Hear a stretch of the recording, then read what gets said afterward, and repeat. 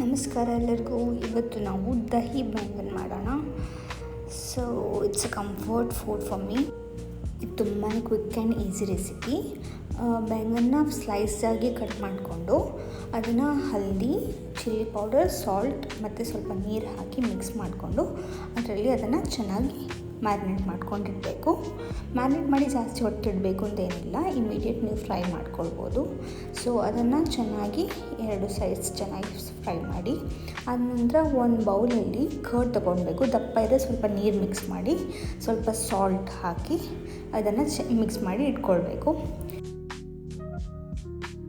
Mix ಮಾಡಿ ಇಟ್ಕೊಂಡ್ಮೇಲೆ ಅದಕ್ಕೆ ಒಗ್ಗರಣೆ ಹಾಕಬೇಕು. ಒಗ್ಗರಣೆ ಹಾಕೋದಕ್ಕೆ ನಮಗೆ ಸ್ವಲ್ಪ ಎಣ್ಣೆ, ಸ್ವಲ್ಪ ಸಾಸಿವೆ, ಒಣಮೆಣಸು, ಬೆಳ್ಳುಳ್ಳಿ, ಕರಿಬೇವಿನ ಸೊಪ್ಪು ಮತ್ತು ಚಿಲ್ಲಿ ಪೌಡರ್ ಇಷ್ಟನ್ನು ಹಾಕಿ ಇದು ಮಾಡಿದರೆ ಅದು ಫ್ರೈ ಮಾಡಿರೋ ಬ್ಯಾಂಗನ್ನ ಹಾಕಿ ಮಿಕ್ಸ್ ಮಾಡಿಕೊಂಡ್ರೆ ಇದು ರೆಡಿ ಆಗಿಬಿಡುತ್ತೆ.